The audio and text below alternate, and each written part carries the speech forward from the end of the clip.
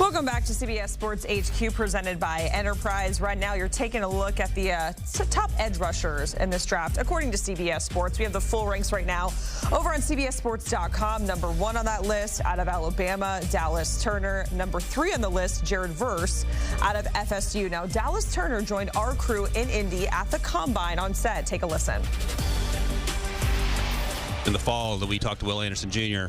And he couldn't quit talking about both of you guys, about how good you were. I'm going to tell you a story, and given the cold shoulder you gave Rick here, I'm not sure how you're going to take it, but just understand, Will said this, not me. And I asked Will, I said, what's the best thing about Dallas Turner? He said, let me start with this. When Dallas showed up Tuscaloosa, he was fat. And he said he was fast. He was a fast, fat guy, but he was fat. Now he's great. He went on to say you were better over the course of your career than he thought he was at Alabama. I just want you to know that the next time you talk to Will, he led with, when he showed up Tuscaloosa, he was chubby. He couldn't believe how fast you ran when you guys would run sprints.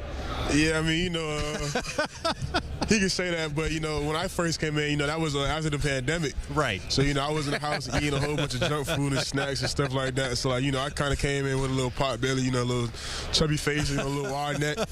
But, over the course of my time, my freshman year, he said I lost the baby fat. Right. So, That's right. He did say that. I kind of lost it. And, but I was always athletic, though. I was always fast. He said that. He admitted that he couldn't believe how fast you were and how athletic you were. He took for granted. He just looked at you, and he would judge the book by the cover. Yeah, you can't judge a book by its cover. All right, I think we can all relate to being at home during COVID. Eating good. Snacks, Lige. All right, so where does Dallas Turner fall in Ryan's latest mock draft? Right now, Ryan has him going number 8 overall to the Atlanta Falcons. As for Jared Verse, he has the Denver Broncos beefing up their pass rush by taking Verse 12th overall. You can find Ryan's latest mock right now on cbssports.com. We have 10-year D lineman in the NFL, Lige Douzable, here with us to discuss these gentlemen. A great interview there, kind of made me chuckle with some shots from Will Anderson. But speaking of Will Anderson, him and Dallas Turner, if you're looking at the SEC ranks, they're like 1 and 2 over the last, all-time few seasons.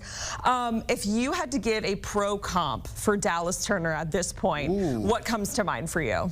Chandler Jones comes to mind to me for me, because when you look at Dallas Turner's game, 6'4", uses that frame really well, long arms, right? And that's how it starts, Jacqueline, with his pass rush, that long arm. He gets offensive tackles off balance and finishes at the quarterback. And then you talk about him in the run game, right?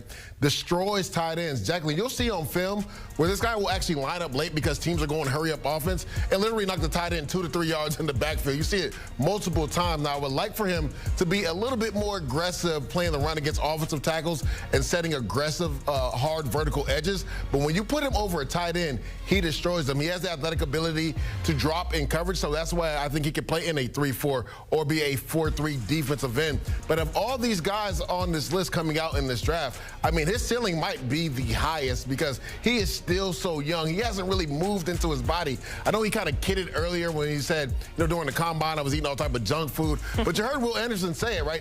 Even though he was a little bit more chubbier, he was still right there with the rest of the defensive ends running. That shows you the athletic ability that he has. So for Dallas Turner, my pro comp for him is Chandler Jones. Chandler Jones had a great career in the NFL using that long arm, and that's what Dallas Turner does. And if you look at Ryan's latest mock, he does have him going 8 overall to the Falcons. How do you like that fit? How do you think he would transition into that system there in Atlanta? Well, they definitely need some edge help on the outside there. They've really struggled getting after the quarterback. Now, the thing is, with the Falcons, they're also looking for a quarterback. Yep. So how aggressive will they be in the draft or via trade in the offseason? Or do they get a guy like Russell Wilson who could potentially be a free agent if he's released from the Denver Broncos? So Dallas Turner makes a lot of sense to the Atlanta Falcons, because Raheem Morris, know his background, defensive-minded coach. The Atlanta Falcons defense was pretty good last year, but they struggled in regards to getting after the quarterback. So Dallas Turner at 8 makes a lot of sense for the Atlanta Falcons, especially if they're able to handle those questions about the quarterback position via trade or maybe via free agency. I think Dallas Turner makes a lot of sense at 8. So we know, of course, the Falcons need a quarterback. You alluded to the Broncos as well with the whole Russ Wilson situation. If the Broncos don't go that rookie quarterback quarterback route, and it does play out how Ryan Wilson has it, taking Jared Verse with that 12th overall pick. How do you like that fit with him there in Denver? They're another team that needs some edge work as well, as far as having a player that can consistently get to the quarterback. And when you talk about Jared Verse, Jacqueline, it all starts with power, speed to power. I mean, you turn on the film, and I know you're going to hate hearing this, Jacqueline, versus Florida. He literally put the offensive tackle on the quarterback to get a sack. Now, the thing that I really love about Jared Verse, and you see it right there, right? The stab and the slap. He's worked on his game, where last year he was probably going to be a first-round pick if he came out. It was all speed to power. You've seen him really develop and hone in on his craft, right? You see other pass rush moves. You see the stab slap off of his speed to power. He's really grown in that aspect. And then he's one of the hardest workers on the field. You'll see him chase quarterbacks down 30 yards. I was just watching the Duke film yesterday, and Riley Leonard is a running quarterback. He literally chased him 20, 30 yards down the field and caught him. And then there was a swing pass to a running back, Jacqueline. He was on the right hash. The running back caught it on outside of the left numbers. He hawked him down 30 yards down the field. So this is a guy that plays with elite effort, right? It's all about speed to power with him. And again, I talked about it. If he came out last year, he was probably going to be a first-round pick. I don't even know if he lost much leverage in deciding to come back another year, but I love that he really is honed in on his game. So you think as a pass rusher, he's only going to get better. Yeah, we saw those ranks there over the past 2 seasons in the ACC. Sacks, pressures, he's #1. Give us a comp for him.